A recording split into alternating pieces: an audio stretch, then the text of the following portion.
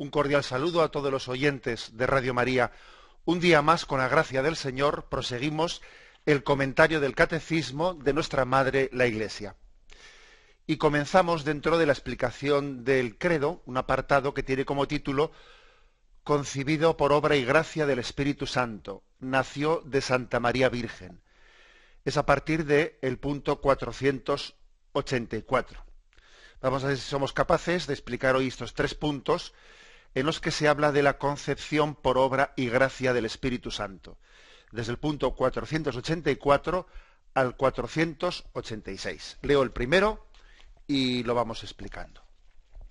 Dice así: el anuncio a María inaugura la plenitud de los tiempos. Gálatas 4:4. Es decir, el cumplimiento de las promesas y de los preparativos. María es invitada a concebir a aquel en quien habitará corporalmente la plenitud de la divinidad. Colosenses 2:9. La respuesta divina a su ¿cómo será esto? Puesto que no conozco varón, se dio mediante el poder del Espíritu. El Espíritu Santo vendrá sobre ti. Bueno, pues este punto 484 vamos a subdividirlo en 3 afirmaciones para su explicación. La primera frase: la anunciación a María inaugura la plenitud de los tiempos, es decir, el cumplimiento de las promesas y de los preparativos. No podemos entender a María sin haberla unido a toda la historia del Antiguo Testamento. No podemos hablar de María sin que nos demos cuenta que ella es la culminación del Antiguo Testamento. En ella se visualiza plenamente lo que es el resto de Israel. ¿Qué es el resto de Israel? Ese Israel que había permanecido fiel a la esperanza, a las promesas que Yahvé les había hecho. Israel en una buena parte no había sido fiel, había sido como la esposa infiel. Pero había habido un pequeño resto de fieles israelitas que habían permanecido fieles a Yahvé como la esposa fiel a su esposo. Y he aquí a María. En ella vemos cumplida la imagen de la esposa humilde y fiel. Y llegada la plenitud de los tiempos, en el plan de Dios, era necesario que ella pudiese acoger al enviado.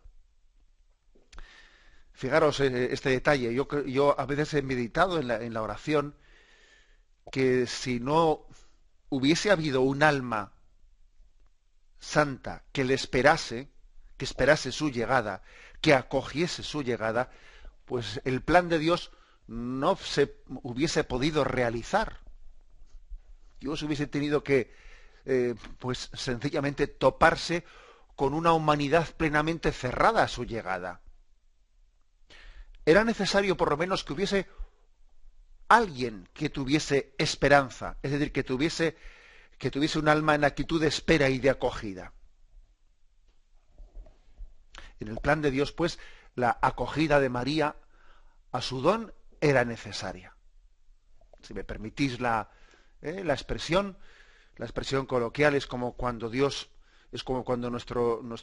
un padre, una madre quiere dar de comer a su niño, pero es necesario que le abra la boca. Es necesario que colabore. Hay un salmo que dice: abre la boca que te la llene. Es decir, Dios viene a darnos su don, pero necesita que nosotros lo acojamos, necesita que abramos la boca. Bueno, pues he aquí María. La humanidad es la boca abierta, el alma plenamente abierta para acoger el don de Dios. Llegada la plenitud de los tiempos, María era el resto de Israel, la que iba a cumplir las promesas. En ella todos los preparativos encontraban su realización plena. Bien, seguimos adelante en este punto. Dice: María es invitada a concebir a aquel en quien habitará corporalmente la plenitud de la divinidad. Dice, María es invitada a concebir. O sea, Dios quiso hacer las cosas de una manera en la que pidió permiso. Es curioso, Dios pide permiso para entrar. Dios toca la puerta y dice, ¿se puede? y María dice, adelante. Estábamos esperándolo en el pueblo de Israel desde el comienzo de los tiempos, desde nuestro padre Abraham. Adelante. Dios toca la puerta. Podía haberlo hecho de otra manera. Dios es soberano. Dios podía haber derribado la puerta. Podía haber entrado sin llamar. Podía incluso no haber puesto puerta. Pero no. Dios toca la puerta. Y dice aquí el catecismo que María es invitada a concebir. A María se le pide permiso. Otra lección muy grande. Dios ha querido salvarnos, Dios ha querido redimirnos, pero contando con nuestra colaboración. El que te creó sin ti no te salvará sin ti. La historia de la redención quiere incorporar al hombre, al que es redimido, quiere incorporarle también como corredentor. Él es el redentor, pero no quiere que nosotros seamos meramente sujetos pasivos, sino que la redención también se haga a través de la respuesta del hombre a él. Otro detalle de este pasaje dice que en María iba a ser concebido aquel en quien habita corporalmente la plenitud de la divinidad, que es un texto de Colosenses 2:9, en quien habita corporalmente la plenitud de la divinidad.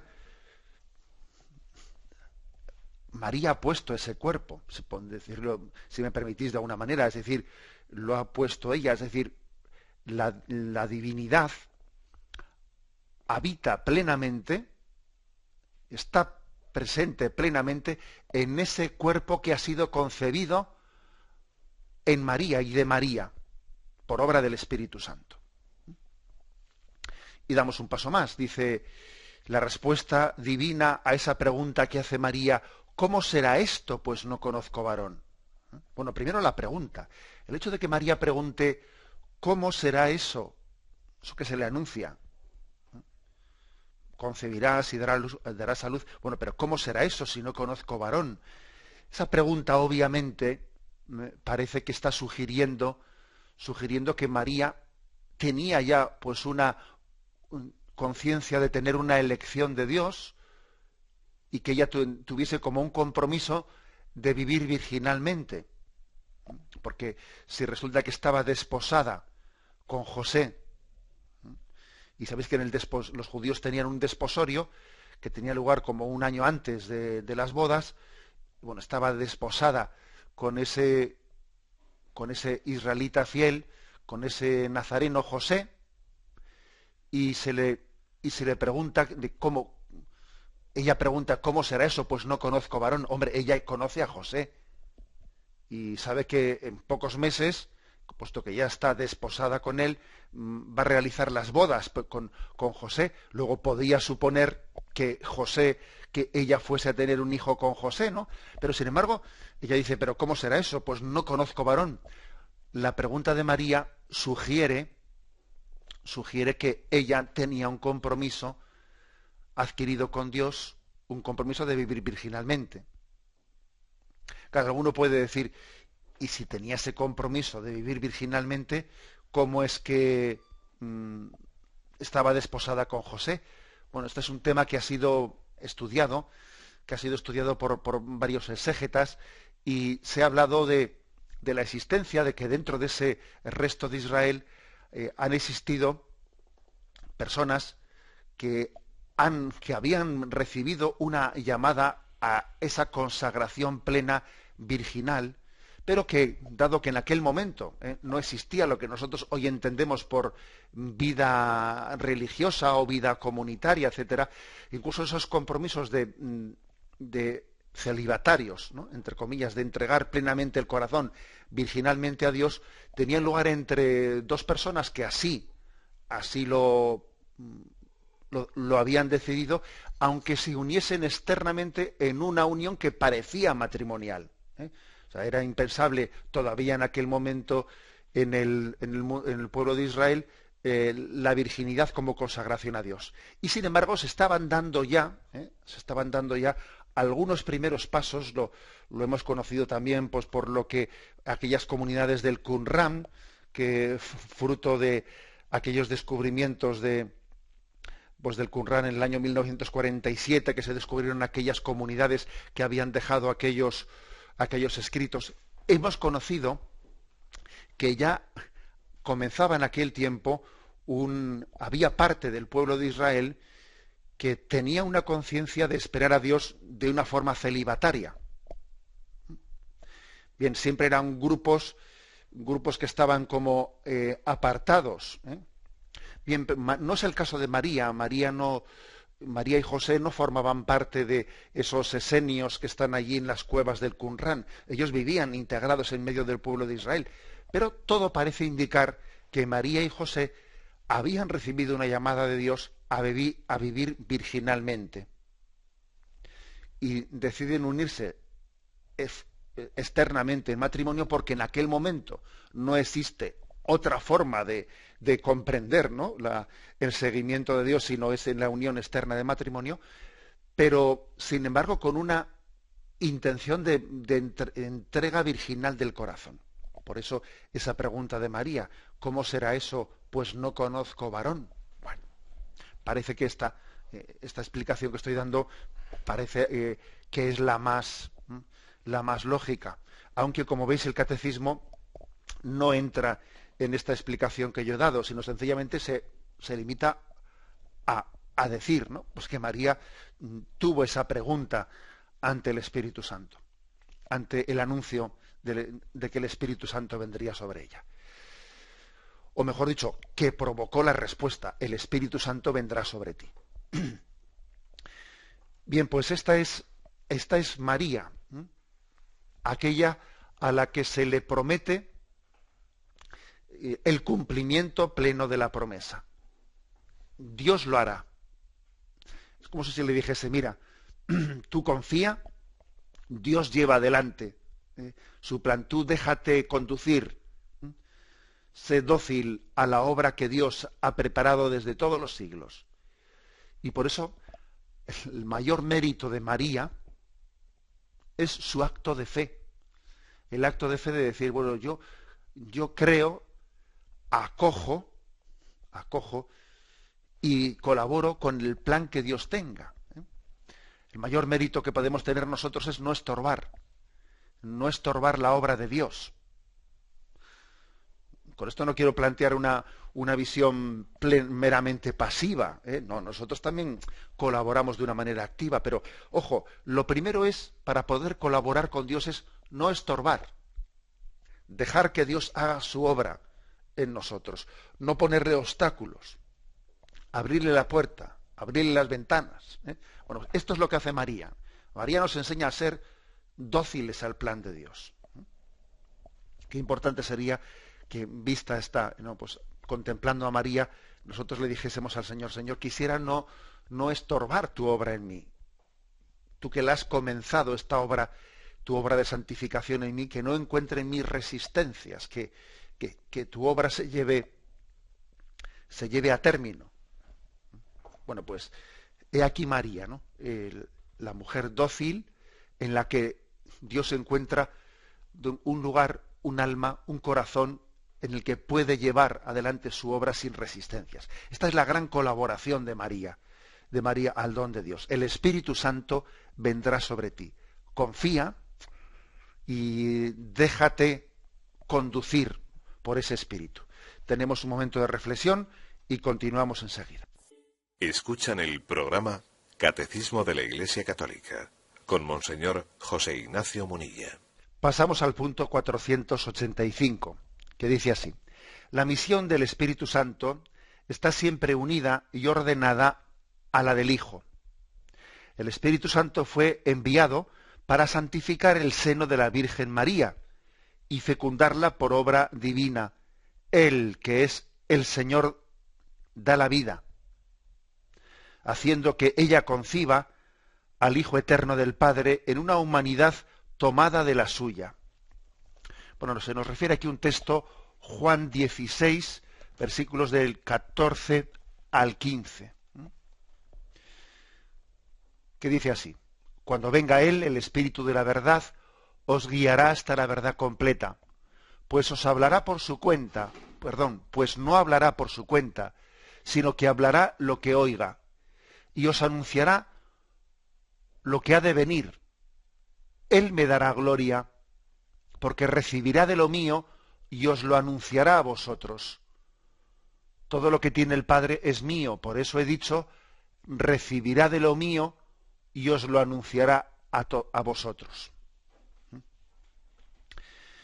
Bueno, pues en primer lugar, el hecho de que se haya puesto este texto aquí de Juan 16, versículo del 14 al 15, es para que nos demos cuenta de que la misión de las personas divinas está plenamente conjugada entre ellas.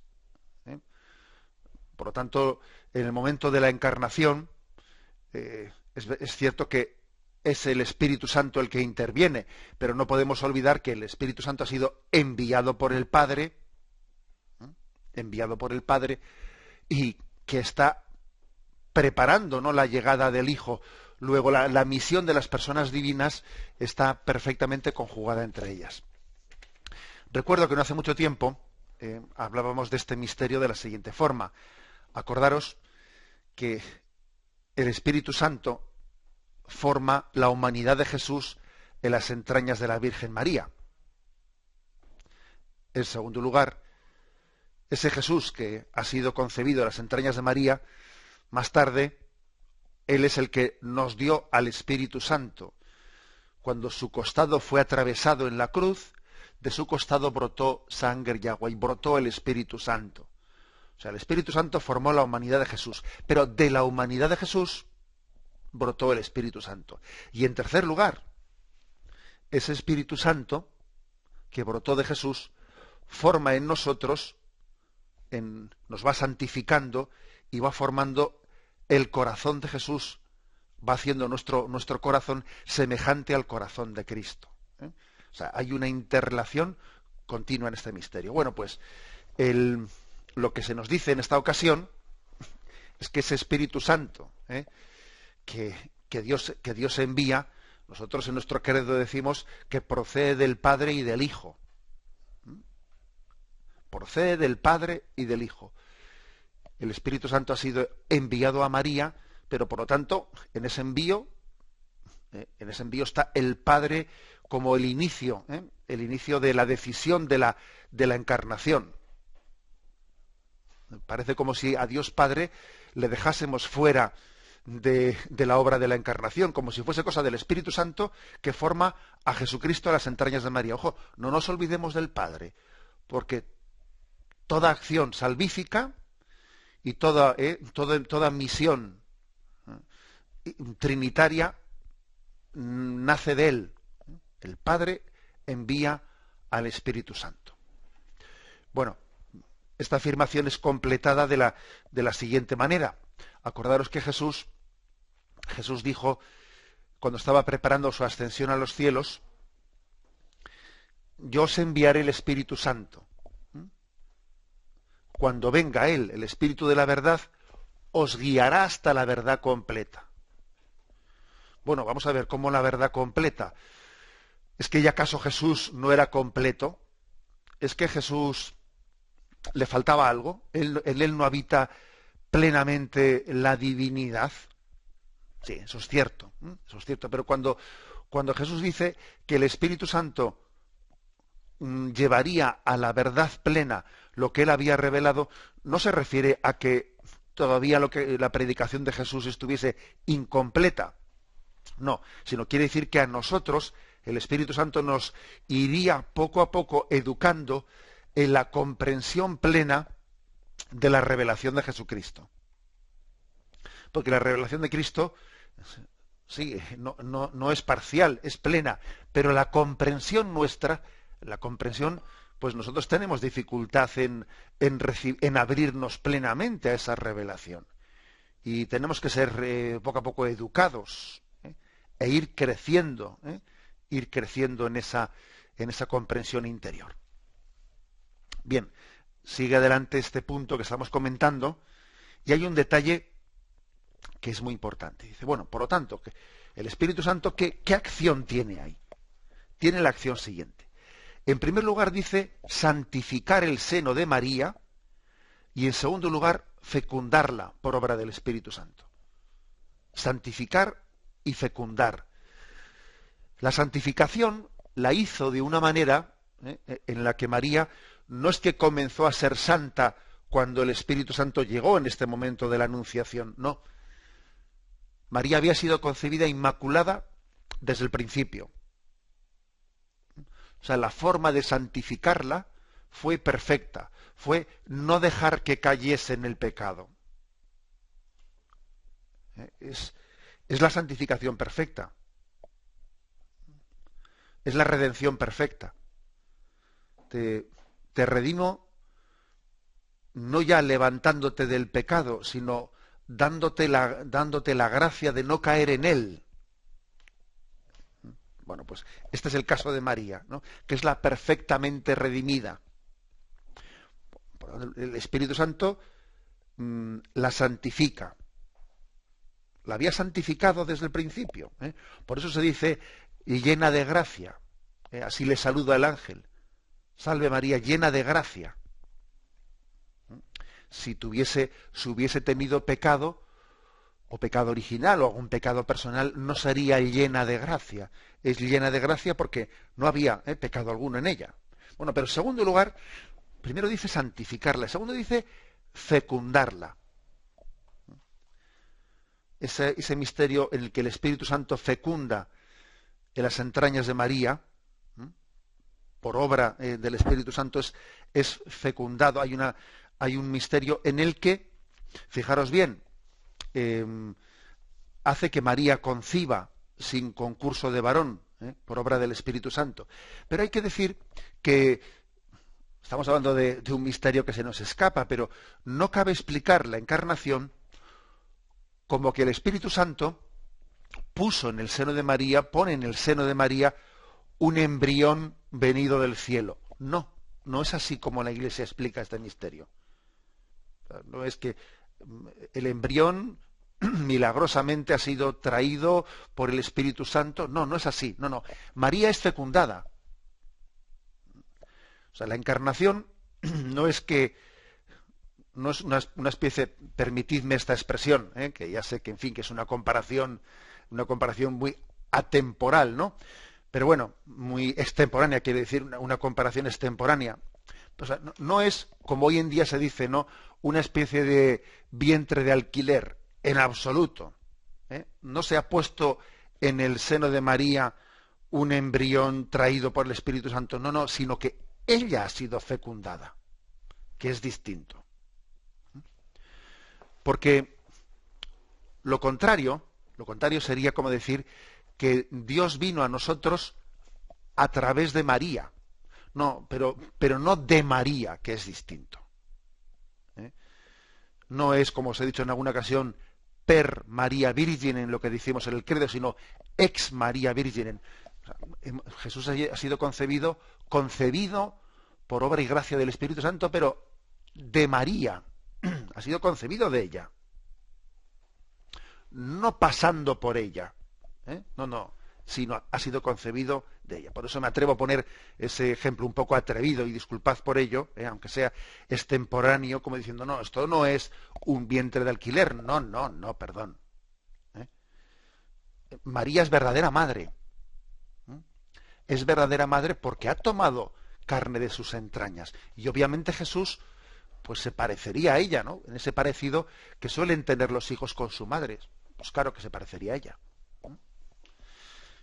Bien, ese misterio de la concepción lo explica de esta forma, ¿no? Pues el catecismo. Un detalle. Él, que es el Señor que da la vida, hace que ella conciba al Hijo eterno del Padre en una humanidad tomada de la suya. Es decir, Dios, que es el Señor de la vida, el que creó de la nada, el que creó el mundo de la nada. Fijaros que hay una similitud que es curiosa. En el Génesis dice, el Espíritu aleteaba sobre las aguas. Hay una imagen de la creación del mundo de la nada y es que el Espíritu aleteaba sobre las aguas o sobre el caos, como queráis decirlo, y dio la vida. Ese Espíritu que aletea sobre las aguas, del que habla el Génesis para decir la creación del mundo, está plenamente reflejado ahora en el Espíritu Santo que viene sobre María para fecundarla. Es el Señor que da la vida, el Creador, el que lleva adelante ahora esta nueva creación, esa fecundación en las entrañas de María, el Señor que da la vida. Bueno, pues, sin embargo, en esta ocasión no crea de la nada, como hizo al principio, sino que concibe las entrañas de una mujer. O sea, hay una participación nuestra humana. Es una humanidad tomada de la suya. O sea, Dios ha tomado de la creación del hombre para colaborar en la encarnación. No ha venido bajado del cielo de esa forma. Fijaros que yo a veces me habéis escuchado la siguiente reflexión. Es decir, si el Hijo de Dios hubiese descendido por los ángeles del cielo, estaría claro que sería el Hijo de Dios, ¿no? Tal y como viene, pero no estaría nada claro que fuese verdadero hombre, porque viene del cielo. Este no ha nacido como nosotros, o sea, no ha nacido como nosotros tenemos esa experiencia de ser carne de la carne de nuestros padres y sangre de la sangre de nuestros padres, ¿no? Si Jesús no hubiese nacido del seno de María, sería, bueno, pues alguien, entre comillas, extraterrestre que ha venido de fuera. No sería verdadero hombre. Y si, por el contrario, Jesús hubiese sido el hijo natural de José y de María, nacido de una relación carnal y sexual como todo hijo de vecino, pues entonces estaría claro que Jesús, por su origen, pues es un hombre, plenamente hombre como nosotros, pero desde luego su condición divina no estaría nada clara. Por eso, en la forma en la que Dios ha querido que su Hijo venga a nosotros, se ha manifestado, se ha subrayado la doble condición de Jesús, humano y divina. Es verdadero hombre. La prueba es que ha nacido de las entrañas de la Virgen María. Y es verdadero Dios. La prueba es que ha sido concebido por obra y gracia del Espíritu Santo. En la forma en la que se ha llevado, ¿no?, a cabo la encarnación, está subrayada, pedagógicamente subrayada, la doble condición de Jesús, humano y divina. Tenemos un momento de reflexión y pasamos al punto 486, que dice así: el Hijo único del Padre, al ser concebido como hombre en el seno de la Virgen María, es Cristo, es decir, el ungido por el Espíritu Santo. La expresión ungido, la unción del Espíritu Santo, pues por ejemplo también se dice David fue ungido por el Espíritu Santo, etcétera. Ese tipo de expresiones en el Antiguo Testamento, ha sido ungido por el Espíritu Santo, alcanza su absoluta plenitud, obviamente en este caso. Ha sido ungido por obra del Espíritu Santo, pero en el sentido incluso corporal, sustituyendo esa unción a la unión carnal con José, como hubiese sido el origen normal de cualquier hombre. Ha sido ungido por el Espíritu Santo. Quiere decir que ella ha sido plenamente habitada por el Espíritu Santo, plenamente poseída por él, fecundada por su acción. Tenemos aquí dos textos, uno es Mateo 1:20, así lo tenía planeado cuando el ángel del Señor se le apareció en sueños y le dijo: José, hijo de David, no temas tomar contigo a María, tu mujer, porque lo engendrado en ella es del Espíritu Santo. Dará a luz un hijo, y tú le pondrás por nombre Jesús.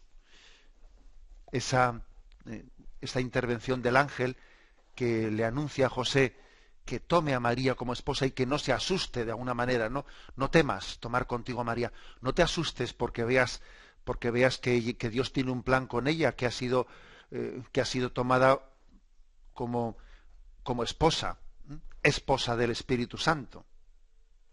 No temas, tómala como esposa, porque Dios tiene de ti, José, un plan importante, tiene el plan de ser protector de esa sagrada familia. José va a ser como la sombra paternal, providente, que cuida de la sagrada familia, ¿no? Y podemos suponernos que José en ese momento estaría aturdido, estaría confundido, estaría diciendo, pero yo aquí, bueno, no estaré estorbando. Si Yahvé tiene un plan así con María, con la que yo iba a desposarme, con la que yo estaba desposado, y vamos a casarnos, ¿no será más prudente que yo me retire? Que yo posiblemente estoy en este caso interfiriendo entre los planes de... Y entonces el Espíritu Santo, mejor dicho, el ángel, le dice, no temas tomarla como esposa, porque tú formas parte también de ese plan de Dios. O sea, se le está anunciando a José que ciertamente ha sido ungida por el Espíritu Santo María, ¿no? Pero él no sobra. Otro texto, Lucas 1:35. El ángel le respondió, el Espíritu Santo vendrá sobre ti, el poder del Altísimo te cubrirá con su sombra. Por eso el que ha de nacer será santo y será llamado Hijo de Dios. Ese cubrir con su sombra es una imagen, como os he dicho antes, que en el Antiguo Testamento viene a recordarnos como la santidad de Yahvé,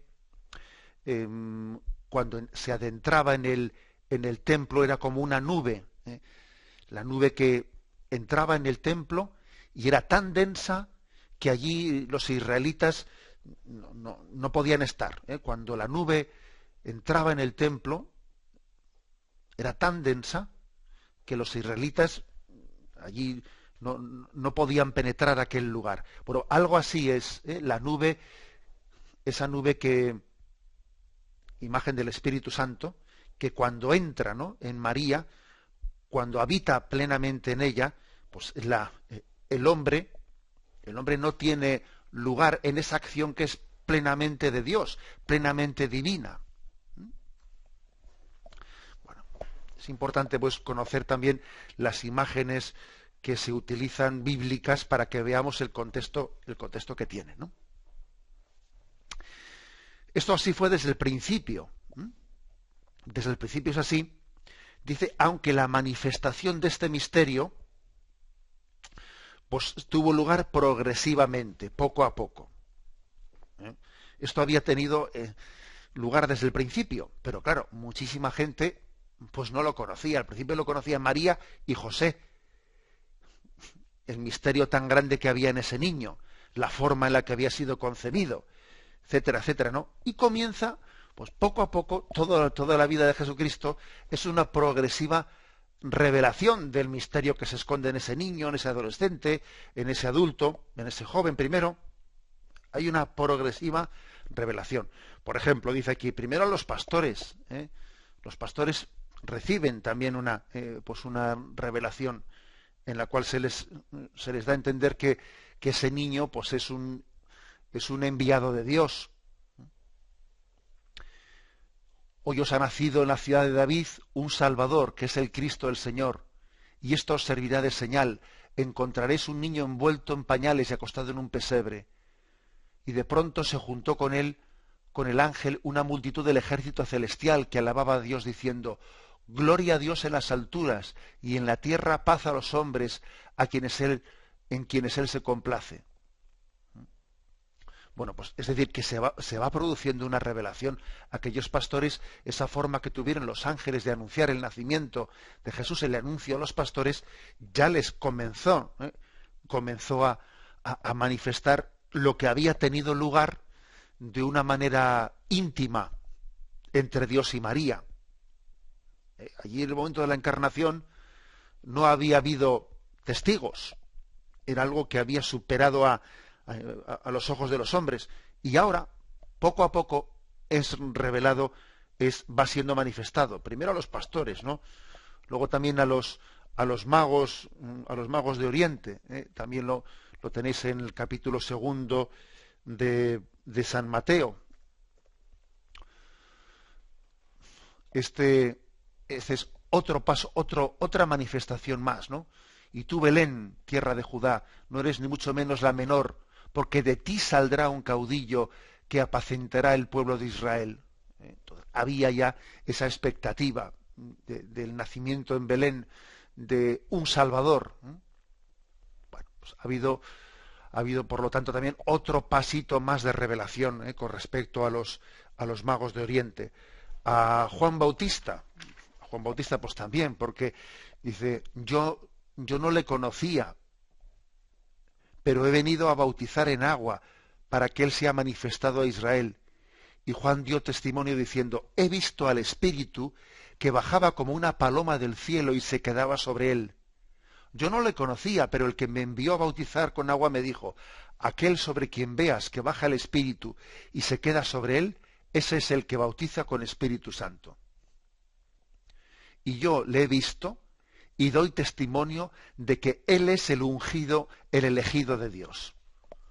O sea que va poco a poco manifestándose eso que había tenido lugar de una manera íntima y sin testigos, ¿no? El momento de la encarnación. Otro texto dice también, por ejemplo, a los discípulos, Juan 2, versículo 11. Así en Caná de Galilea Jesús comenzó sus señales y manifestó su gloria y creyeron en él sus discípulos. Los milagros que Jesús hizo, que según el Evangelio de San Juan comenzaron con el milagro de las bodas de Caná de Galilea, eran también una manera de manifestarse, o sea, de dar a conocer quién era él, de dar a conocer su origen divino. Fijaros que en las bodas de Caná se manifiestan dos cosas bien claras. Primero, que es hijo de María, porque es María la que le dice, no les queda vino. Y es claro que la madre pone en marcha al hijo, le empuja a actuar, y por otra parte es obvio que también el signo hecho en las bodas de Caná, la conversión del agua en vino, pues no ha sido algo que Jesús haya hecho por el poder de María, no, por el poder de María no. María es la que le ha empujado a que él haga con su condición divina, desde su condición divina, ese milagro de la transformación del agua en vino. Luego, fijaros, en las bodas de Caná se está manifestando el misterio de Jesús, hijo de María, concebido por obra del Espíritu Santo, verdadero Dios entre nosotros. O sea que durante toda la vida de Jesús se está manifestando de una forma y otra ese misterio de la identidad de Jesús. ¿Quién es este? Que hasta el viento y el mar le obedecen. ¿Quién es este que conoce mi corazón? Que sabe todo lo que he hecho, dice la samaritana. Bueno, pues es la afirmación del punto 486 que termina diciendo, por tanto, toda la vida de Jesucristo manifestará cómo Dios le ungió con el Espíritu Santo y con poder. Esto está tomado de Hechos de los Apóstoles, capítulo 10, versículos 18. Ha sido ungido con el Espíritu Santo y con poder.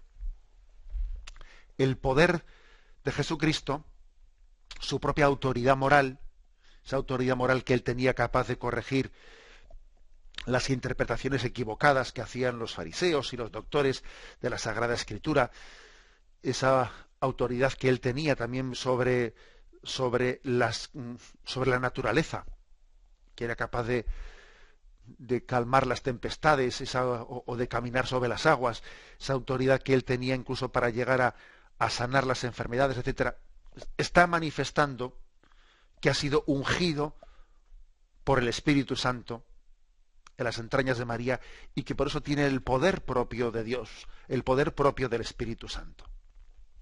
Todos los evangelios están en perfecta conexión, ¿no? Y desgraciadamente, en determinadas exégesis, ¿no?, se le quiere quitar importancia, se ha pretendido no quitar importancia a los evangelios de la infancia y a los evangelios que narran el origen de Jesús, como diciendo que bueno, pues que eso está más ligado a determinados géneros literarios, etcétera. Un momento. Géneros literarios, lógicamente los habrá en toda la Sagrada Escritura, pero no confundamos como si el género literario fuese sinónimo de no historicidad o de un cuentito. No, es que si Jesucristo no fuese ungido, no hubiese sido ungido por el Espíritu Santo, ¿no?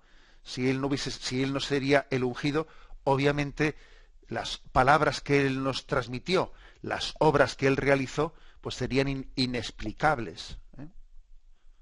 Su origen tan especial, tan particular, esa concepción virginal de María por obra del Espíritu Santo, es la que explica la forma en la que Jesucristo obró, se nos manifestó, entró en relación con nosotros, cómo reveló, cómo se presentó como revelador del Padre y como dador del Espíritu Santo. El mismo que le había fecundado las entrañas de María, al final Jesús, Él es el dador del Espíritu Santo. Bueno, lo dejamos aquí y damos paso a la intervención de los oyentes. Podéis llamar para formular vuestras preguntas al teléfono 917-107-700. 917-107-700. Sí, buenos días. ¿Con quién hablamos? Buenos días, monseñor Munilla. Adelante. Mire, totalmente de acuerdo sobre la virginidad de la encarnación de Jesús, totalmente de acuerdo. Pero mi duda, que a veces lo pienso, ¿no? Como tantas veces el Evangelio nos habla de los hermanos de Jesús, incluso el apóstol San Pablo, cuando se refiere Santiago, el hermano del Señor, yo siempre la duda, bueno, uno piensa, o José fue al matrimonio ya viudo con hijos, o pudo tenerlos con María. O sea, esa duda, mira que soy creyente, ¿no? Que soy creyente, pero esa duda siempre me asalta bastante, ¿no? ¿Pudo tener Jesús hermano realmente de María? Que para eso, para mí, lo que es Jesús mismo y su evangelio y todo, para mí no cambiaría absolutamente nada. O sea, que tuviera hermano Jesús, para mí no cambia la esencia del evangelio absolutamente nada. Pero esa duda siempre me asalta. De acuerdo. ¿Qué piensa usted? Vamos a ver, pues mire, hombre, obviamente podría haber sido hipotéticamente que José hubiese sido viudo y que por lo tanto hubiese tenido hijos previamente, pero no hace falta recurrir a esa explicación porque hay otra cosa que es cierta, que está fuera de duda, y es que la expresión los hermanos de Jesús, pues en ese contexto y en la significación judía de la palabra, el término hermanos de Jesús es el mismo término que se utiliza para decir los primos, o los parientes cercanos. De hecho, sabemos con toda seguridad que algunos de los que se dice que era hermano de Jesús, sabemos que era primo. Con lo cual, pues si lo sabemos de alguno que era primo y se le llama hermano, pues entendemos que cada vez que se habla de hermano se refiere a esa relación de primo. Digamos que en ese contexto nuestra distinción de hermano y primo no existe entre ellos. En ese contexto judío, pues es... ¿Por qué esto es así?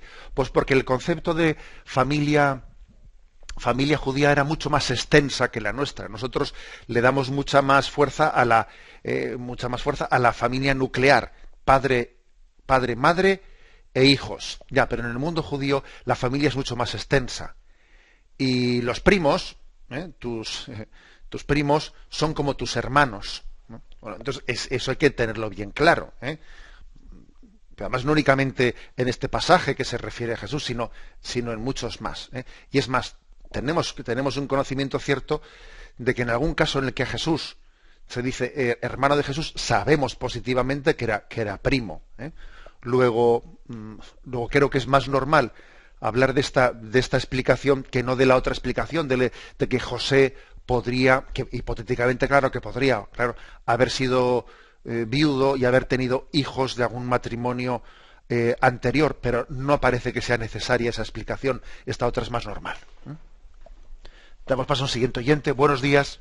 Hola, buenos días. Buenos días, sí. Llamo desde Málaga y quisiera saber la diferencia que hay de cuando está el Santísimo expuesto a cuando está el Señor en el Sagrario, porque tengo la impresión que algunos feligreses le dan más importancia cuando está en el expuesto o simplemente simplemente y nada menos que en el Sagrario. De acuerdo. Muchas gracias. Hombre, pues la presencia de Cristo obviamente es la misma. Es la misma, pero el hecho de que también la Iglesia nos ofrezca la posibilidad y no únicamente nos lo ofrezca, nos lo aconseje, la posibilidad de hacer la exposición del Santísimo Sacramento es para hacer un signo que sea más visible ante nosotros, para visibilizar de una forma más fuerte, más perceptible por nosotros la presencia de Jesucristo. Es verdad que también en la exposición del Santísimo hay una no posibilidad a través del pan. Quiere decir que también tenemos que superar el signo, la presencia de Cristo a través de una visibilidad de unas especies, ¿no? Bueno, pero como decirlo, cuando está en el sagrario, pues igual las especies del pan no nos resultan tan visibles. Digamos que esta es la diferencia, ¿no? Esta es la diferencia, con lo cual uno dice, a veces la gente hace preguntas como las siguientes: ¿tiene más valor la oración hecha con el Santísimo expuesto que con el Santísimo sin exponer? Hombre, vamos a ver, si la cuestión no es que tenga más valor, es de si ese signo a mí me ayuda más a tener conciencia de la presencia de Cristo. Damos paso al siguiente oyente. Buenos días. Hola, buenos días. Sí. Soy José de Mérida. Adelante, José. Hace tiempo que tengo una duda que desearía si me podía aclarar.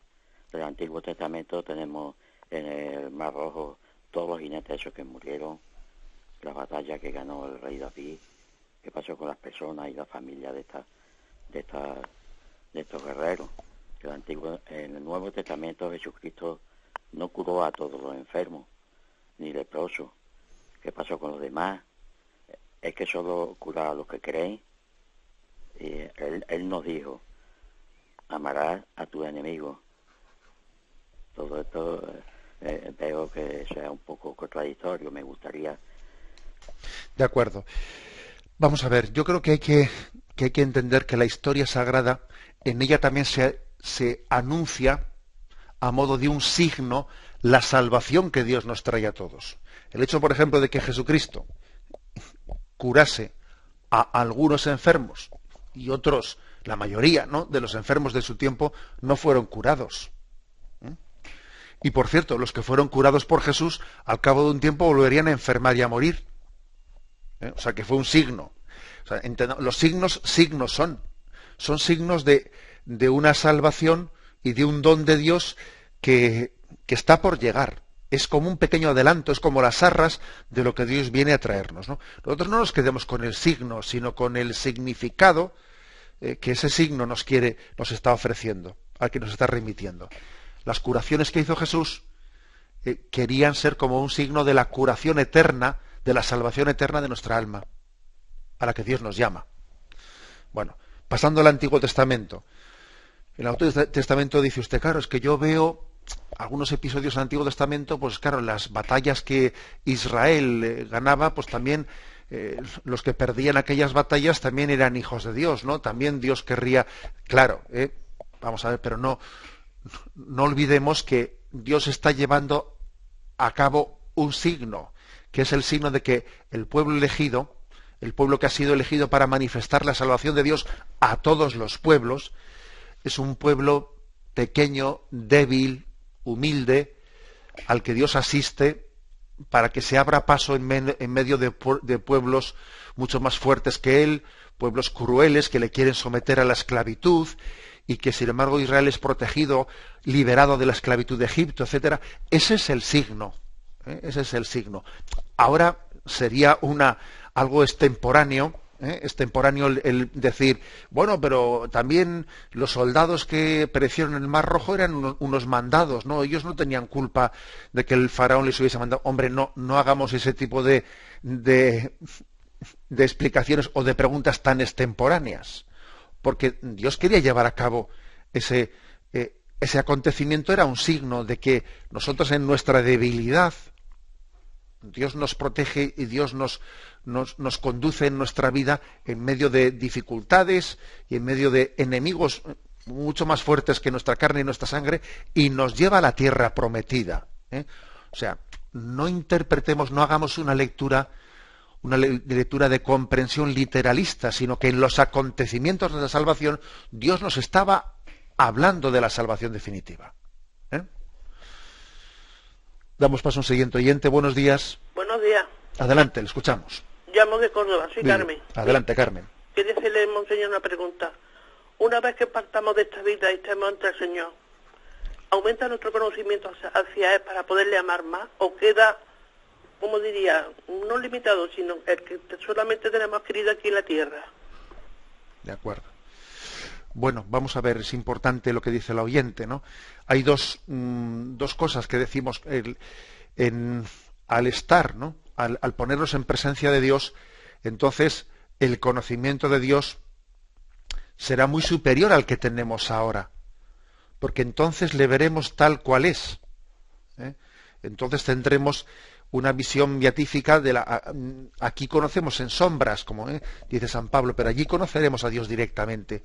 Luego ese conocimiento superior de Dios nos permitirá, ¿no? Pues lógicamente amarle mucho más. Pero al mismo tiempo también hay que decir que nuestra capacidad de amar a Dios se va labrando en esta vida. Es decir, que aunque allí seremos todos plenamente felices, sin embargo, no todo el mundo tendrá el mismo grado de gloria. El mismo grado de gloria es como si, pongamos el siguiente ejemplo, si uno va al cielo pues con un vaso vacío, Dios llenará su vaso. Y si uno va al cielo con una jarra, Dios llenará la jarra. Y si uno va al cielo con un gran barril, Dios llenará el barril. Y cada uno será plenamente feliz, pero la capacidad de gozar a Dios y de conocer y amar a Dios también será proporcional al grado de apertura que hayamos tenido en esta vida a la gracia de Dios. Por tanto, la respuesta es, el grado de conocimiento de Dios es muy superior porque allí a Dios le vemos, pero la capacidad de gozarle está también condicionada. Los grados de gloria en el cielo existen, dependiendo de nuestra apertura, es decir, nos estamos en esta vida capacitando para gozar de Dios en el cielo. Tenemos que pedirle al Señor la gracia de ir, pues no con un pequeño vasito, para que Él lo llene, sino con un gran barril, ¿no? Poniendo, si me permitís el ejemplo, para que Dios nos llene plenamente. Tenemos el tiempo cumplido. Me despido con la bendición de Dios Todopoderoso, Padre, Hijo y Espíritu Santo. Alabado sea Jesucristo.